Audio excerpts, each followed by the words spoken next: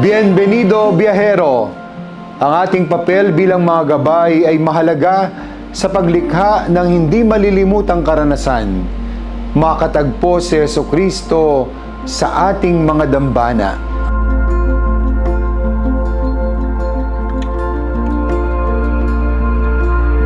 Bilang mga tagapagtaguyod ng ating shrine, kailangan nating siguraduhin ang bawat isang dumadalaw ay nararamdaman ang pagtanggap at pagpapahalaga ng isang dambana.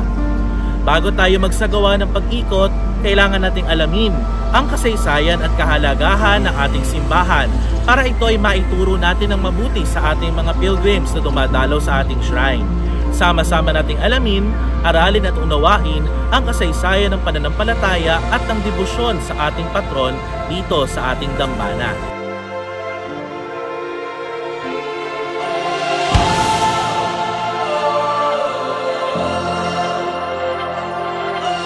Ang unang hakbang ay bumuo ng grupong magsasanay sa mahalagang yugto ng kasaysayan ng ating simbahan.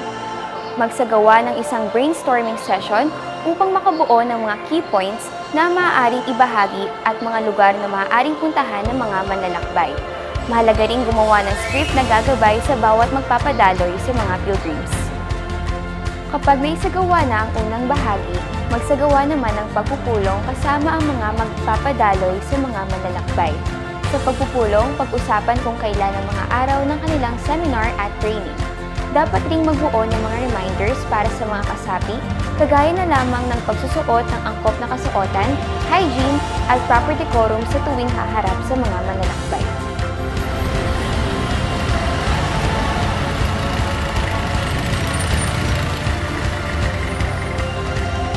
Sa pagsisimula ng kanilang paglalakbay simbahan, mahalagang magkaroon ng isang holding area kung saan maaaring ibigay ang mga rules and regulations sa bawat pilgrims.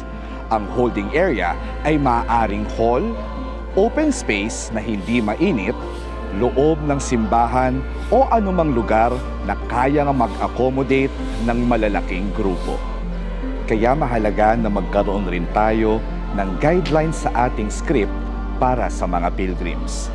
Kagaya na lamang ng mga paalala sa paggamit ng mga devices, pagpapanatili ng katahimikan, oras ng kanilang pakikinig at pagtatanong, mga bagay na dapat hawakan at hindi, at marami pang iba. Pagkatapos magbigay ng paunang paalala, maaari na ring isunod ang formal na pagtanggap sa mga pilgrims, kung saan nakapaloob ang pagpapakilala, pagbibigay ng maikling kasaysayan ng ating simbahan at ng bayan. Yung mga hindi mababanggit sa pag-ikot sa mga designated places ng ating simbahan.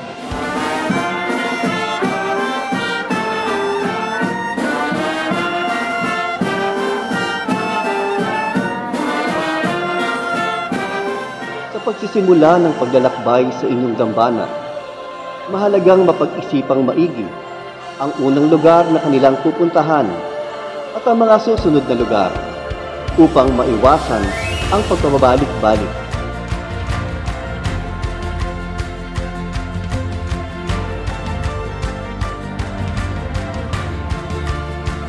Marami sa mga pilgrims ang nais matutunan ng gusto ang mga lugar na kanilang pinupuntahan. Kaya naman, mainam na alam natin ang bawat detalye o kwento sa mga paligid na ating ipinapakita. At kung hindi naman ito masasagot, maaari na lamang itanggi at sabihing mangangalap tayo ng dagdag na impormasyon. Kung kayo ay may petition box, maaari nyo ring i-encourage ang mga pilgrims na magsulat ng kanilang panalangin. Ito ay makakatulong sa kanila sa pananalangin.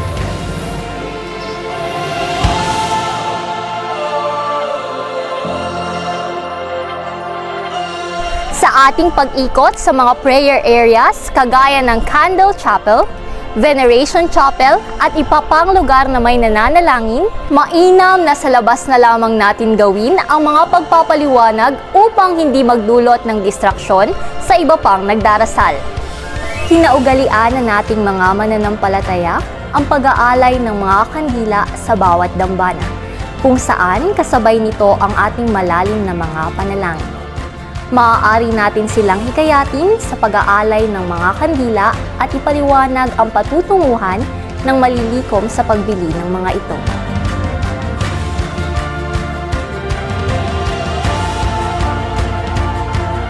Sa pag-ikot, hikayatin rin natin silang magtanong upang magkaroon ng malalim na pagkakaunawa sa mga bagay na kanilang nakikita. Bigyan rin natin sila ng oras na bisitahin ang mga adoration chapels at maglaan ng ilang minutong panalangin sa piling ni Hesukristo na Santissimo Sacramento.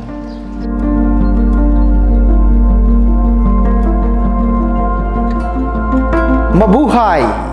Magkwento sa likod ng mga obrang sining o mga tradisyon at kultura na ating ipinapakita lalo na kung tayo ay nasa museum.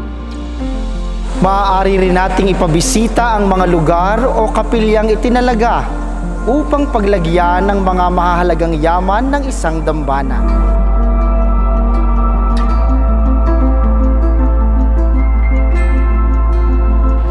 Dagos po. Palagi tayo mga musta sa mga pilgrims.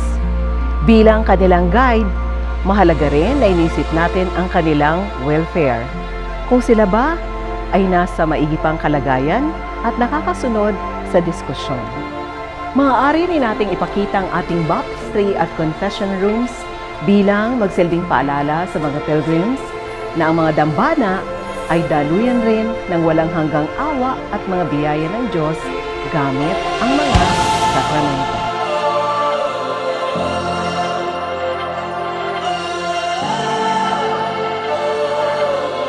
Maayong adlaw, sa tuwing tayo mismo ang nakakaramdam ng pagod, panatilihin pa rin nating nakangiti at hanggat maaari, iwasang maipadama sa mga pilgrims ang pagkabugnot o kawalan ng gana. Maaari rin natin silang dalhin sa mga souvenir shops ng dambana at ipaliwanag ang proceeds ng mga nalilikom na kita. Maganda itong paraan upang makapag-uwi sila ng souvenirs mula sa iyong dambana.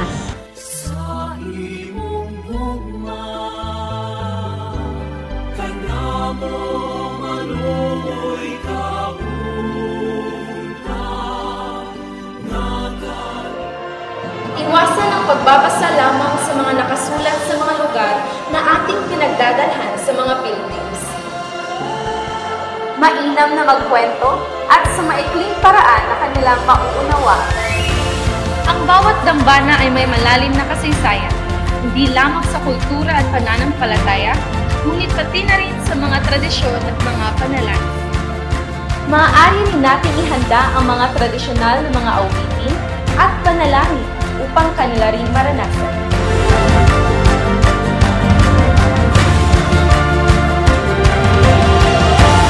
Pagtatapos ng paglalakbay sa dambana, mainam na mayroon tayong maikli, ngunit makabuluhang panghuling salita sa ating mga pilgrims at magpasalamat sa kanilang pagbisita sa ating dambana. Maaari rin nating imbitahan ng ating mga pari na magbigay ng blessing o basbas sa ating mga pilgrims na may malaking bilang. Sa Fortaleza na ito, may Miracle Story area kung saan maaari nilang ibahagi o basahin ang mga kwentong nagpapasalamat o umaasang magkaroon ng himala kay Nuestra Señora la Virgen del Pilar. Ay nais tayo dumaan dito, sa gayon ay mabaon nila ang himala pag-uwi.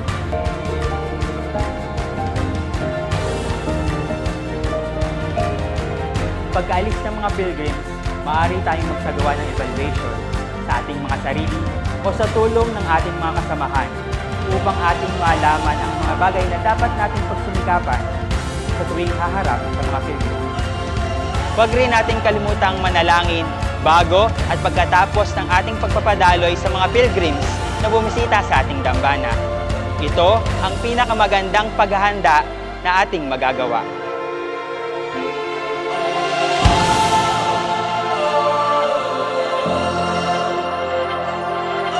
Tayo mga lingkod sa mga dambana ang isa sa mahalagang instrumento upang mas lalong maintindihan, maramdaman at maikwento ng bawat mananampalataya o deboto sa Hesukristo sa kanilang pagbisita sa ating mga dambana.